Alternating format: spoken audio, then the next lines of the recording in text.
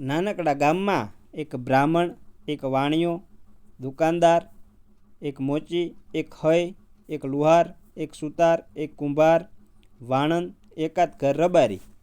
થોડા ઘર મેઘવાળના અને બાકીના ખેડૂત હોય. દુકાનદાર વારે તહેવારે વાણંદને જમવાનું આપે. કોઈક વખત કપડાં લત્તા આપે, બદલામાં વાણંદ એની હજામત કરી આપે. એવી રીતે ખેડૂતો ખેત પેદાશમાંથી અનાજ વગેરે આપે અને બદલામાં વાણંદ એની હજામત કરી આપે.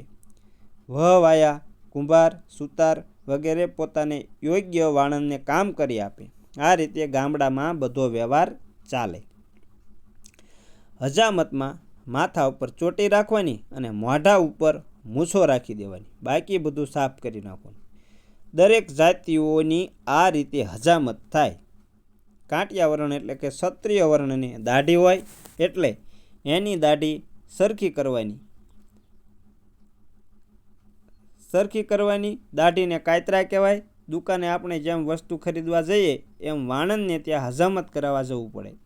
જે ખેડૂત વાણંદને વધારે પડતું અનાજ આપે એને ઘરે જઈને પણ વાણંદ હજામત કરવા પણ જાય. હજામત એ મૂળ અરબી ભાષાનો શબ્દ છે. ગુજરાતી ભાષા, ફારસી, અરબી ભાષામાં ઘણા શબ્દો છે અને એ રીતે આપણે ગુજરાતી ભાષાને સમૃદ્ધ બનાવીએ છીએ. અમે ગામડિયા હજામત માટે વતુ શબ્દ વાપરીએ છીએ. એક દિવસ તલકચંદ વાણિયો વાણંદ પાસે વતુ કરાવવા ગયો. ચોટલી રાખીને બાકીના માથાના વાળ સફાચટ કરી નાખ્યા. વાણિયાનું સફાચટ માથું જોઈ વાણંદને ટકોરો મારવાનું મન થયું અને અંગૂઠા પાસેની આંગળી બેવડી વાળીને વાણંદે ટકોરો મારી દીધો. વાણિયો એકદમ ગુસ્સે થઈ ગયો, પણ આ તો વાણિયો. ગુસ્સો ગળી ગયો અને વાણંદને 10 રૂપિયાની નોટ બક્ષિસ તરીકે આપી. વાણંદને નવાઈ લાગી એટલે એને વાણિયાને પૂછ્યું કે શેઠ, તમે મને 10 રૂપિયા આપ્યા એ કઈ ખુશીમાં આપ્યા? એટલે વાણિયો કહે, આજે મારું માથું સખત દુખતું હતું, તે મારા માથામાં ટકોરો માર્યો એટલે મારું માથું દુખતું હતું તે મટી ગયું. આ દ્રશ્ય પહેલેથી છેલ્લે સુધી એક 12 વર્ષની ઉંમરના છોકરાએ જોયું. છોકરે વાણિયાને કીધું, તલકા કાકા, તમને માથામાં માર્યું અને તમે વાણંદને 10 રૂપિયા આપ્યા? વાણિયો બોલ્યો, દીકરા, આ 10 રૂપિયા એને મરવી નાખશે, તું જોયા કર. છોકરો વિચાર કરે કે આ 10 રૂપિયા વાણંદને કેવી રીતે મરવી નાખશે. એ જોવા માટે છોકરો વાણંદના ઘર આગળ આંટા ફેરા ખાતો રહે.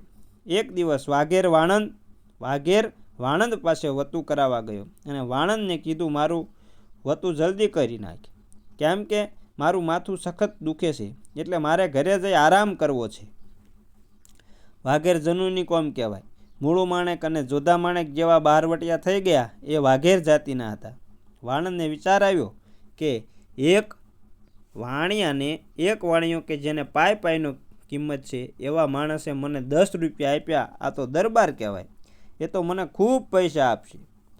એણે તો વાઘેરનું વતું કરી માથામાં જોરથી ટકોરો માર્યો અને વાઘેરનો પિત્તો ગયો, મગજ સટક્યો. વાઘેરે એક પલમાં વાણંદના પેટમાં જમયો હુલાવી દીધો, એટલે કે ખોસી દીધો. વાણંદના આંતરડા બહાર કાઢી નાખ્યા.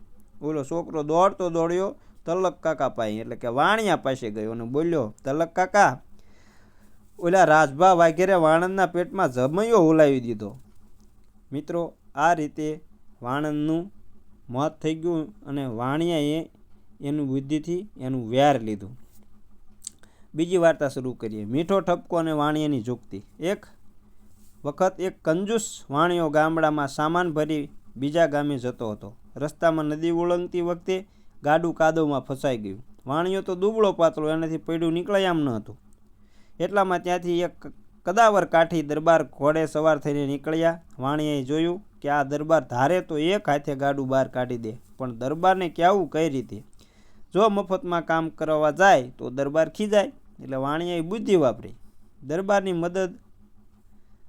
મદદ માંગી. વાણિયાએ બૂમ પાડી, એટલે એ ભાઈ, જરા જોજે હો, આ ગાડામાં બહુ કિંમતી હીરા મોતી છે, કોઈ ચોર ન આવી જાય.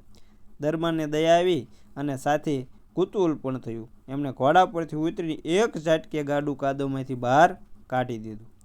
ગાડું બહાર નીકળ્યું એટલે દરબાર બોલ્યા, શેઠ, ગાડું તો નીકળી ગયું, હવે લાવો મારું ઇનામ.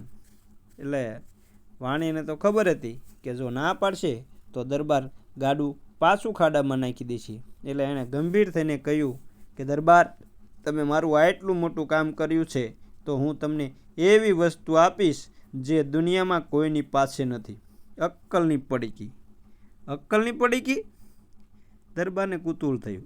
દરબાર તો ભોળા હતા, એમને થયું કે આ વળી કેવી અજાયબ વસ્તુ છે. વાણિયાએ કાગળની એક નાની એવી પડીકી વાળીને દરબારના હાથમાં આપી અને કહ્યું, બાપુ, આ પડીકી અત્યારે ના ખોલતા, જ્યારે બહુ મોટી મુસીબત આવે ને ત્યારે જ ખોલજો, એમાંથી જે નીકળે એ મુજબ કરજો. આવું વાણિયાએ દરબારને કહ્યું. દરબાર તો પડીકી ખિસ્સામાં મૂકી રવાના થયા. મહિનાઓ વીતી ગયા. એક દિવસ દરબાર બીજા રાજ્યના રાજાના દરબારમાં ગયા હતા. કોઈ વાત પર રાજા અને દરબાર વચ્ચે બોલાચાલી થઈ. રાજાએ ગુસ્સામાં આવીને દરબારને કેદ કરવાનો હુકમ કરી દીધો. દરબારને થયું કે હવે તો મોત નક્કી છે. ત્યારે જ એમણે વાણિયાની આપેલી અક્કલની પડીકી યાદ આવી.